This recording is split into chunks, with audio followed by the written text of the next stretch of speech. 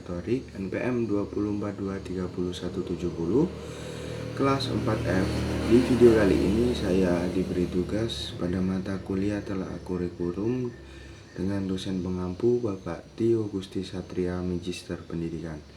Pada video kali ini saya akan menjelaskan tentang sejarah dan perubahan kurikulum di Indonesia.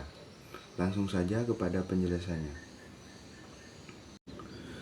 Baiklah, apa itu kurikulum? Kurikulum adalah nafas dari sistem pendidikan suatu negara. Ia merupakan landasan utama dalam menentukan tujuan pendidikan, isi materi pelajaran, metode pelajaran, dan sistem evaluasi.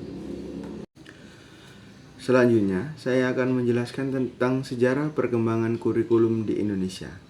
Sejarah perkembangan kurikulum di Indonesia telah mengalami beberapa fase yang mencerminkan perubahan sosial dan politik negara.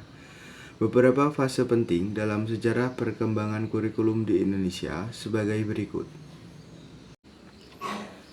Yang pertama itu ada Rencana Pelajaran 1947 atau bisa disebut Kurikulum 1947. Kurikulum ini dibuat tepat setelah 2 tahun peristiwa proklamasi kemerdekaan. Penanaman kurikulum ini awalnya masih menggunakan istilah Belanda, yaitu Leerplan, karena pada masa itu Indonesia berada dalam pergolakan akibat agresi militer Belanda beserta sekutunya.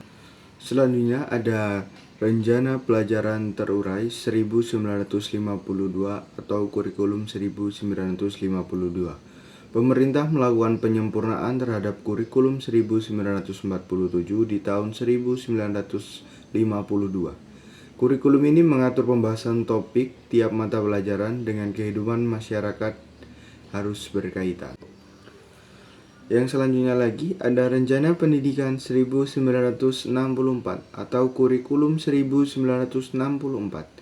Konsep pembelajaran dalam Kurikulum 1964 berfokus pada pengembangan moral, kecerdasan emosional atau artistik, keterampilan dan jasmani. Konsep-konsep pembelajaran ini lebih dikenal dengan sebutan Pancawardhana. Berikutnya ada Kurikulum 1968. Kurikulum ini memiliki ciri materi dari jenjang pendidikan rendah memiliki korelasi dengan jenjang pendidikan selanjutnya. Tujuan utama pendidikan ini adalah untuk membentuk manusia Pancasila sejati, kuat dan sehat jasmani, mempertinggi kecerdasan dan keterampilan jasmani, moral, budi pekerti, dan keyakinan beragama. Yang selanjutnya ada Kurikulum 1975. Kurikulum ini mulai digunakan setelah program Rencana Pembangunan 5 tahun atau Repelita. Tahap pertama di masa pemerintahan Orde Baru, kurikulum ini menekankan pendidikan yang lebih efektif dan efisien. Dan selanjutnya lagi ada Kurikulum 1984. Di tahun 1984 terjadi lagi perubahan kurikulum di Indonesia, karena kurikulum sebelumnya dianggap lambat dan merespon kemajuan di kalangan masyarakat. Dan berikutnya, Kurikulum 1994 dan Suplemen Kurikulum 1999. Kurikulum ini banyak mendapatkan kritikan dari praktisi pendidikan hingga orang tua pelajar, karena materi pembelajaran dianggap lebih berat dan padat. Kurikulum ini juga menambahkan mata pelajaran muatan lokal seperti bahasa daerah, kesenian, keterampilan daerah, dan lain-lain. Yang selanjutnya lagi, ada Kurikulum Berbasis Kompetensi KBK 2004.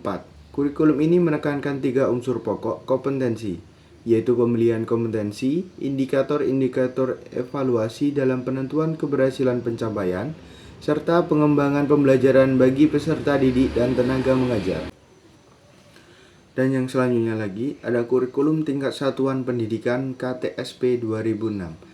Kurikulum ini mulai digunakan sejak berlakunya Undang-Undang Nomor 20 Tahun 2003 tentang Sistem Pendidikan Nasional yang dijelaskan dengan lebih rinci dalam Peraturan Pemerintah Nomor 10 Tahun 2003. Yang selanjutnya ada Kurikulum 2013 atau K13. Kurikulum 2013 merupakan kurikulum yang diterapkan pemerintah menggantikan KTSP 2006. Kurikulum ini menekankan pada pembelajaran berbasis kompetensi dan pendekatan saintifik. Dan yang berikutnya ada kurikulum merdeka. Kurikulum merdeka diperkenalkan oleh Kemendikbud-Ristek pada bulan Februari 2022 sebagai langkah untuk mengantisipasi krisis pembelajaran atau learning crisis yang cukup lama. Selain itu, kondisi ini diperparah akibat pandemi COVID-19 yang banyak mengubah proses pembelajaran tatap muka menjadi pembelajaran jarak jauh. Baiklah, dan yang terakhir ada kurikulum nasional.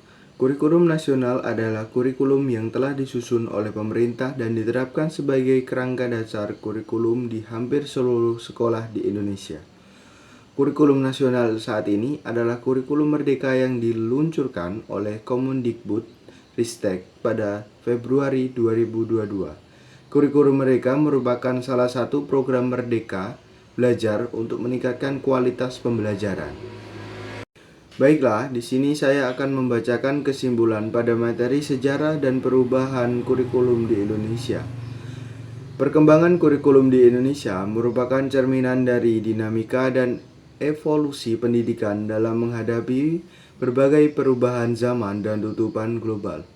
Pembaruan kurikulum yang terus-menerus diperlukan untuk menjaga relevansi dan kualitas pendidikan. Dalam menghadapi tantangan masa depan, pendekatan pembelajaran yang berfokus pada pengembangan keterampilan, keberagaman, partisipasi stakeholder, dan pemahaman terhadap sejarah, perkembangan kurikulum menjadi kunci untuk menciptakan pendidikan yang lebih berkualitas dan berdaya saing. Baiklah, mungkin itu saja materi perubahan dan sejarah kurikulum di Indonesia yang dapat saya jelaskan. Jika saya ada salah kata, saya mohon maaf. Pada Allah, saya mohon ampun. Saya akhiri, wabillahi taufiq wal hidayah. Wassalamualaikum warahmatullahi wabarakatuh.